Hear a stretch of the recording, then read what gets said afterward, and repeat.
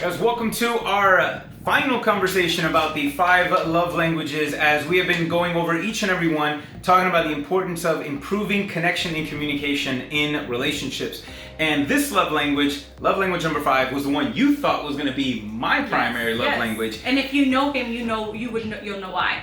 And here it is. Love language number 5 is physical touch. Now, this is the weirdest one out of all of them, because you kind of, for those who have a love language as a physical touch, you sound like a creep.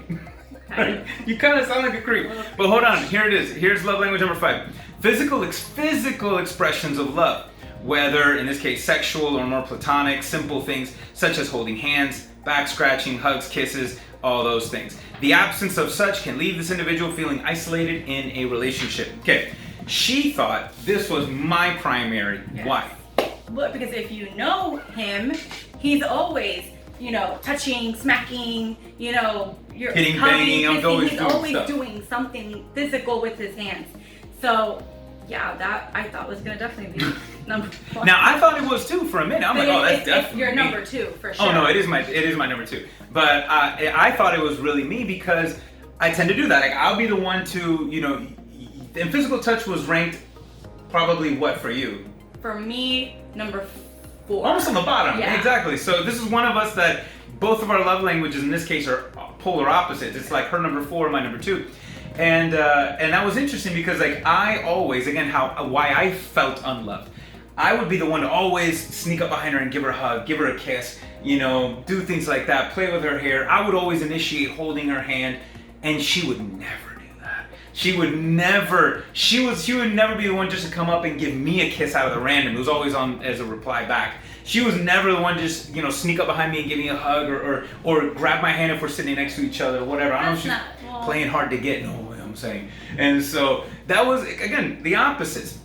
And so I thought, that was interesting. And so for me, when I started thinking, like, I started to realize that physical touch, though it's important for me, because it did bother me. Like, it bothered me that I'm always the one initiating contact, and it ain't happening the same way, because I expressed love in that way. You weren't replying back. Like, I kind of like sometimes you being the one to initiate contact, you being the one to just run your fingers through my hair without me asking you to, or something like that. But I realized that it actually wasn't my primary. Still, quality time was. But I interpret physical touch as quality time. So when we're sitting together and you go and grab my hand, that means you're active in the moment, like you are there. Or, again, when we're just watching TV and you're just scratching my head or something like that. Which has become a thing for now, not just him, but now all the boys want me to do that to their head. Okay, I love it. And so I thought that was really interesting. And so I thought I was one, but even though it was a primary, I was really interpreting quality time with that. And so I thought that was super interesting. What were you going to say? No, I think it's funny, because those that know me really well, they always get mad at me, because when they go to give me a hug, especially some of our youth leaders, they laugh, because if they give me a hug and I give them one of these like little pats, like listen, if the Holy Spirit tells me this person needs a hug, I'm clinging onto you until I can no longer hug you. But outside of that, I'm just not a very touchy-feely person. I love to be affectionate during intimacy and intimate times, absolutely. But outside of that, I'm not naturally just going to come up to you and give you a kiss or hug you, or I don't know why. It doesn't come natural for me. And it's okay, though, and it's okay. But now when she realized that is a primary, even though not my primary, but a top one, she'll throw me a bone every once in a while and do that, which is nice. And so that's all cool. So I try, it's a running joke. And those that know us, when we talk about this, they know I always say, okay, did I touch him today? Yes. Okay, good. We're good. Which again, that sounds weird, but whatever. It's a joke. I know it is, but it's like, look, if you're today, yes. Did I give him a kiss today? Okay, yeah. If your primary love language is physical touch, or at least one of your prime 2, then I'm sorry, then you're gonna come off like a creep, I guess. I don't know.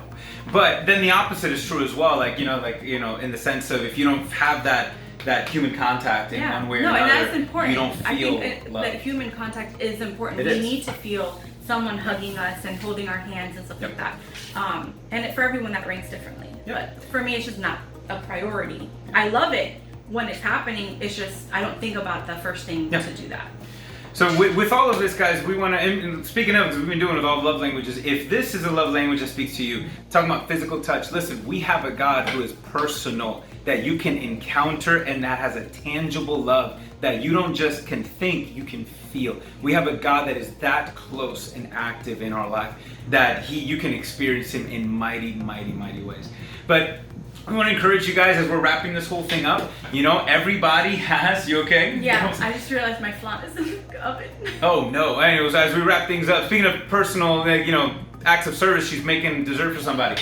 And so listen, we all need all 5 of these. And so when you know yours and when you learn your partners, it's really important to develop and practice speaking the other person's love language, being intentional. If you do that and you ask the Holy Spirit, you ask God to help you along the process, that can help you with your connection and your communication with God and with each other. It's been a big difference, and it's made a big difference, and we're still not perfect. We're still working on it. But we just want to share our journey with you and encourage you. Try it out, see if it works. And again, you can always look down at the description box below, and you can find any links to the video or other videos or the book itself. So we love you guys, and hopefully you enjoy the conversation. Let us know what you think, and if there's another topic that you guys want us to talk about, just let us know.